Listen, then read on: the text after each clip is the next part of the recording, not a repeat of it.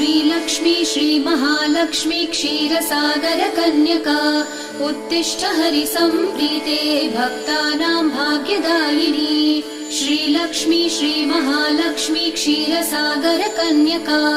उत्तिष्ठ हरिसम्प्रीते भक्तानां भाग्यदायिनी उत्तिष्ठोत्तिष्ठ श्रीलक्ष्मी विष्णुवक्षस्थलालये